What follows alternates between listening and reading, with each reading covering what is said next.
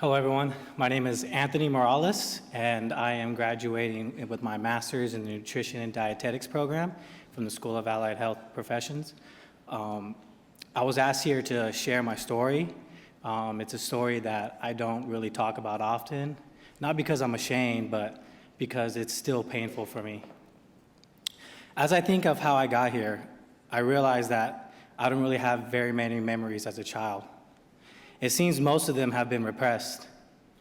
I don't remember my mother, for she gave me up when I was just a baby. I don't remember my early years, and I don't know why. But what I do remember are all the times that I spent trying to survive. I remember sleeping on the sidewalks and next to dumpsters and in tents. I first thought it was camping until I woke up covered in mosquito bites. We fixed this problem with bug spray, but it was still never pleasant. I remember waking up feeling hungry every day, wondering how will we get food to eat. This was a time where my dad started to teach me his ways of living in survival. These were not ways of a godly path. Rather, they consisted of many criminal activities. I remember going into a Food for Less in Riverside because I was hungry and I decided to steal a sandwich. I got caught that day, and my dad came into the store to find me held by the security guards. Being around 9 years old, they let me leave with him. But before I left, he kicked me from behind. I started crying, and I was so angry because he showed me how to do that. I asked him, why did he hit me? That's when I realized it wasn't because I did wrong, but it was because I got caught. This is the lifestyle that I continue to live, with many more stories in between, until it finally caught up to my dad. One day, my older brother and I were sitting in a hotel room, places where we frequently spent as children. We were alone for hours, and it got dark. No one came.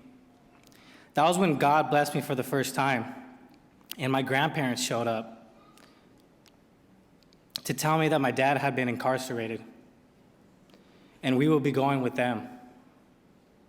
This impacted me greatly because finally we had some guidance that was positive, but unfortunately my mindset was already locked into my old ways.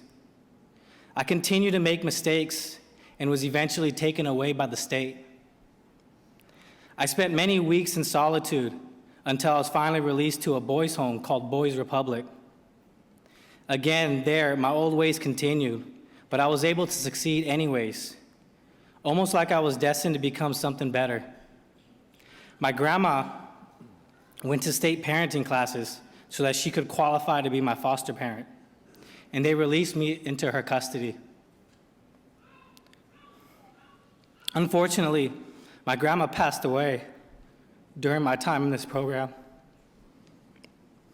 So she is not able to see me today, but I know she was always with me.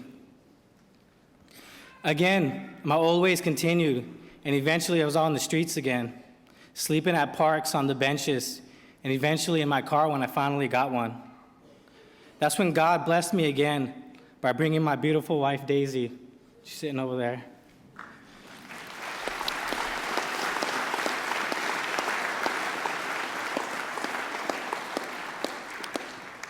By bringing her into my life. She was so good and pure. She was like an angel sent to help me heal. She eventually got pregnant, which made me realize that this life I was living is not the path to success. I started working, then one job became 3 to support my family. I left the streets behind, but my mentality was still corrupt. I always felt like the world was against me, and no matter what I did, I will always be a failure. At times, I even contemplated suicide, because to me, the world was better off if I was not in it. Not long after that, my wife took me to church for the first time. This was important to me, because I grew up my whole life very antagonistic to God, and even went on a crusade to try to disprove his existence. But at this church, something spoke to me. I now know it was God Himself speaking to me through the pastor. This greatly changed my perspective on life. I started thinking more about others rather than myself. Around this time, I was working in manufacturing and doing quite well, but I always felt something was missing. I was being called to a greater purpose. Seeing my health and the health of my coworkers decline, I turned to nutrition to try to heal my body. Soon I realized that I needed more knowledge in this field, not for myself, but so I can help others. I enrolled at RCC and started my academic journey walking by the side of Jesus Christ. Eventually, the Lord led me to Loma Linda University in the Nutrition and Dietetics program. Coming into this program, I had faith, but being here these last 3 years has strengthened that faith. Not only because of chapel, but also because of the faith that all my professors have.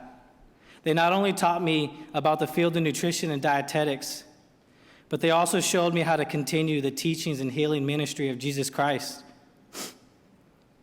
Let my story be proof that it does not matter what you have been through, or where you come from, or even what you look like. As long as you allow God to guide you, you too can be successful. Thank you.